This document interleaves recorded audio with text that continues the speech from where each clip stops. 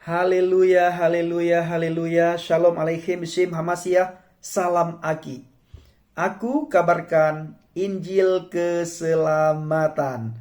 Aki, aku kabarkan Injil keselamatan. Haleluya. Bapak Ibu yang kasih Tuhan, ketemu lagi dengan saya, Evangelis Avraham Effendi Usman. Anaknu meyuh khadim. Kita ini sangat istimewa. Saya istimewa, saudara istimewa, dan kita semua adalah orang-orang yang sangat istimewa di mata Tuhan. Pertama sekali saya ucapkan selamat hari Minggu, selamat beribadah.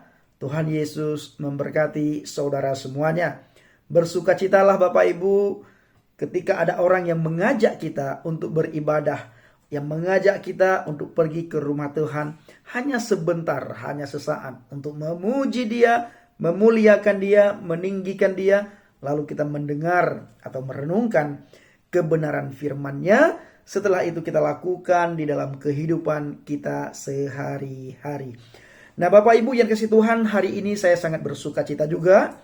Selain hari Minggu, karena hari ibadah yang dilakukan oleh kebanyakan umat Nasrani, orang Kristen, saya bersuka cita karena hari ini subscriber kita di channel Injil Kabar Baik Habaget tembus 50.000 subscriber. Nah ini semuanya berkat doa yang pertama sekali daripada saudara dan juga campur tangan Tuhan, di mana kita melihat bahwa channel kita banyak dilirik oleh saudara-saudara kita dari seberang. Walaupun mereka mencaci maki, walaupun mereka menghina, semakin mereka mencaci maki, semakin mereka menghina kita, semakin sering mereka hadir di channel kita, maka semakin dekat mereka dengan kebenaran itu. Semakin dekat mereka dengan keselamatan. Karena mereka tidak tahu apa yang mereka caci maki, apa yang mereka hina. Kita berdoa, kiranya juga Bapak Ibu dikasihi Tuhan melalui channel kita, Injil Kabar Baik Habaget, menjadi berkat bagi banyak orang, dan banyak orang diselamatkan, banyak orang mengenal Kristus, banyak orang mengenal kebenaran. Sehingga dengan kebenaran itu mereka dimerdekakan. Karena di luar kebenaran tidak ada kemerdekaan di luar kebenaran. Hanya kebenaranlah yang bisa memberdekakan pribadi kita.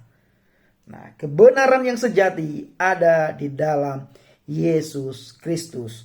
Nah Bapak Ibu yang dikasih Tuhan, sekali lagi saya ucapkan terima kasih kepada subscriber saya, kepada para pemirsa, kepada Bapak Ibu, saudara sekalian, sahabat yang saya kasihi di dalam Kristus, yang telah membagikan video kita, yang telah like, subscribe, ataupun share video ini. Ini semua berkat kerjasama Bapak Ibu semuanya. Terima kasih Bapak Ibu. Pada kesempatan kali ini saya akan membawakan renungan bagi kita semua yang saya kasih judul, apakah benar Yesus Kristus itu hanya untuk bangsa Israel saja? Apakah benar Yesus itu hanya untuk bangsa Israel saja? Hadirnya Yesus ke dunia ini hanya untuk bangsa Israel, bukan untuk bangsa-bangsa lain, bukan untuk bangsa di luar Israel. Benarkah seperti itu? Perhatikan baik-baik, renungkan baik-baik, dan tempatkan hati dan pikiran saudara di tempat yang netral, sehingga saudara menemukan satu kebenaran. Nah, di dalam Alkitab Bapak Ibu tertulis ayat yang berkata bahwa Yesus Kristus hanya diutus kepada bangsa Israel. Di dalam Matius 15 ayat 24. Aku tidak diutus kecuali kepada domba-domba yang hilang dari keluarga Israel. Nah, acuan ini yang dipakai oleh kebanyakan orang, ayat ini yang dipakai oleh kebanyakan orang untuk menyerang kekristenan, untuk memojokkan iman percaya kita kepada Yesus, di mana mereka berkata, benarkah Yesus ini diutus untuk bangsa-bangsa di luar Israel? Ternyata mereka katakan tidak benar. Kenapa tidak benar? Karena mereka membaca ayat di dalam Injil Matius 15 ayat 24, di mana Yesus sendiri berkata, aku tidak diutus kecuali hanya kepada domba-domba yang hilang dari keluarga Israel. Nah, apakah benar pengajaran Yeshua HaMashiach, Yesus Kristus itu hanya diperuntukkan bagi bangsa Israel? Bukan untuk bangsa-bangsa lain, kepada bangsa Indonesia, bangsa Eropa, bangsa di luar Israel, suku-suku yang lain, negara-negara yang lain? Tunggu dulu Bapak Ibu. Karena terdapat juga ayat lain berkata bahwa Yesus Kristus diperuntukkan untuk bangsa-bangsa lain. Maka dari itu saya selalu katakan bahwa untuk melihat kitab suci, untuk membaca kitab suci, tidak boleh kita bawa pikiran kita. Karena kitab suci ini adalah firman Tuhan, isi hati Tuhan, pikirannya Tuhan. Maka kita harus minta kepada Tuhan supaya Tuhan memberikan hikmat, pewahyuan, akal budi, dan pengetahuan kepada kita, sehingga kita bisa memahami, mengerti, tahu tentang apa perkataan Tuhan yang tertulis di dalam Bible, di dalam Alkitab. Nah, lihat Bapak Ibu di dalam Injil Matius 28 ayat 19. Di situ dikatakan, muridkanlah semua bangsa dengan membaptis mereka ke dalam nama Bapa dan Putra dan Roh Kudus. Muridkanlah semua bangsa. Jadi, muridkanlah semua bangsa, artinya bangsa di luar Israel wajib kita ajarkan firman, wajib kita ceritakan firman, wajib kita layani, wajib kita beritakan firman Tuhan tentang who is the Jesus, man huwa Yeshua, siapa itu Yesus. Benarkah dia hanya datang untuk bangsa Yahudi? Ketika bangsa Yahudi menolak keilahian Kristus, keilahian Yesus, kemesiasannya Yeshua HaMashiach, maka keselamatan itu juga diberikan kepada bangsa di luar Yahudi, kepada bangsa di luar Israel. Maka Matius 28 ayat 19 berkata, muridkanlah semua bangsa dengan membaptis mereka ke dalam nama Bapa dan Putra dan Roh Kudus. Yesus menginginkan semua bangsa menjadi muridnya.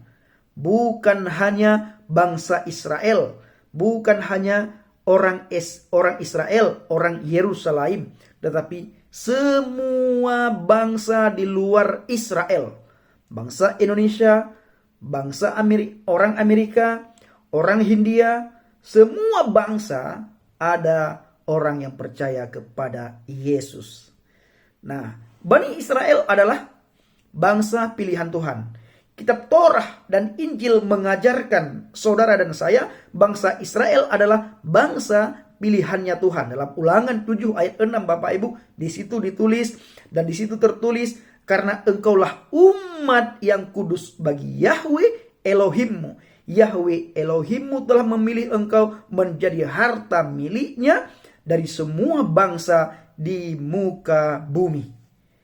Kitab Torah dan Injil mengajarkan bahwa Tuhan ingin memberikan, ingin memberkati bangsa-bangsa lainnya melalui bangsa Israel. Maka Tuhan memulai pekerjaannya melalui bangsa Israel.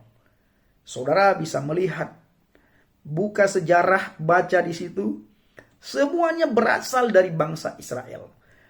Melalui nabi, melalui rasul, sampai Tuhan begitu sayang kepada bangsa Israel, begitu mengasihi bangsa Israel, ketika mereka kelaparan, makanan langsung dari surga diturunkan oleh Tuhan, khusus diberikan untuk bangsa Israel, tidak diberikan kepada bangsa-bangsa yang lain. Nah, ini juga salah satu kenapa bangsa Israel itu cerdas-cerdas. Kenapa bangsa Israel itu pinter-pinter. Selain mereka pilihan Tuhan, mereka juga dikasih makanan khusus oleh Tuhan, makanan yang turun dari surga.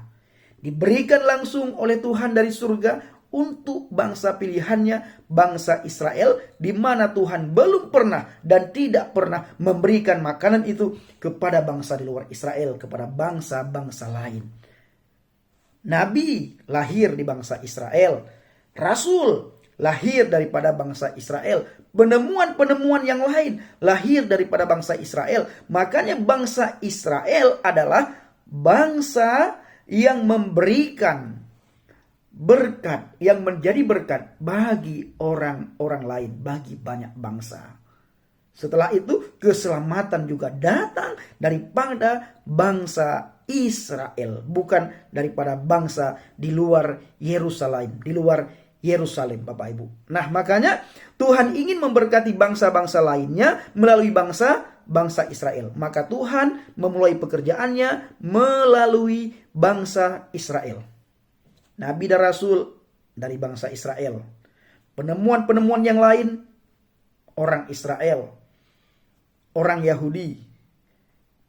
Semua yang kita pakai itu ada campur tangannya orang Yahudi. Nah, Bapak Ibu yang dikasihi Tuhan, seorang Mesias dari bangsa Israel untuk membebaskan belenggu dosa. Perhatikan, menurut kitab Torah dan Injil, dosa telah membelenggu umat manusia sejak Adam dan Hawa jatuh ke dalam dosa. Sejak zaman Nabi Abraham, Tuhan telah berjanji mengutus Mesias dari bangsa Israel yang akan membebaskan umatnya dari belenggu dosa. Kita melihat dalam Kejadian 3:15, dan aku yang dimaksud di sini adalah Tuhan, akan mengadakan permusuhan antara engkau setan dengan wanita ini dan antara keturunanmu setan dengan keturunannya. Dia akan meremukkan kepalamu dan engkau akan meremukkan tumitnya. Nah, Bapak Ibu yang dikasihi Tuhan dan yang saya kasihi, Yesus Kristus disalibkan dan mati untuk menebus hukuman dosa. Apa yang Yesus katakan setelah bangkit dari kematian? Apa yang Yesus katakan setelah dia bangkit setelah kematian? Kita melihat dalam Lukas 24 ayat 44. Dan dia berkata kepada mereka, inilah firman yang telah aku katakan kepadamu ketika aku masih ada bersamamu, bahwa seharusnya lah digenapi semua yang telah tertulis di dalam Torah Musa dan para nabi dan Mazmur mengenai aku. Inilah firman yang telah aku katakan kepadamu ketika aku masih ada bersamamu, bahwa seharusnya lah digenapi semua yang telah tertulis dalam Torah Musa dan kitab para nabi, Mazmur mengenai aku, dan di dalam Mazmur mengenai aku. Dari itu Bapak Ibu yang dikasihi Tuhan, Yesus Kristus untuk segala bangsa. Dia datang untuk segala bangsa. Jadi, benarkah Yesus Kristus hanya untuk bangsa Israel? Jawaban dan kesimpulannya adalah bahwa Yesus Kristus bukanlah hanya untuk bangsa Israel, tetapi juga untuk semua bangsa di luar Israel, termasuk orang Indonesia. Ia menginginkan bangsa-bangsa lain menerimanya sebagai juru selamat yang menebus dosa umat manusia. Datanglah kepadanya dan menerima penebusan dosa dari Yeshua HaMashiach, Yesus Kristus. Selama tubuh, selama nyawa masih dikandung badan, nafas kita masih diberikan, kesempatan masih ada, terima dia sebagai Tuhan dan Juru Selamat sebelum terlambat. Kalau sudah terlambat nantinya Bapak Ibu, sudah tidak ada lagi harapan bagi kita semuanya. Harapan hanya ada selama kita masih bernafas. Kalau setelah nafas meninggalkan tubuh, jiwa dan roh kita, nafas sudah ada, kita mengalami kematian, sudah terlambat. Maka dari itu Bapak Ibu dikasihi Tuhan, berpegang teguhlah pada firman Tuhan, jangan pernah tergeser sedikit pun daripada apa kata firman, dan jangan pernah terpengaruh terhadap pengajaran-pengajaran di luar firman Tuhan. Terima kasih. Shalom alaikum bishim hamasiyah. Salam Aki. Aku kabarkan Injil keselamatan. Bapa Yahui bishim Adonai Yesus hamasiyah. Uruh HaKodes memberkati saudara dan saya. Haleluya. Amin.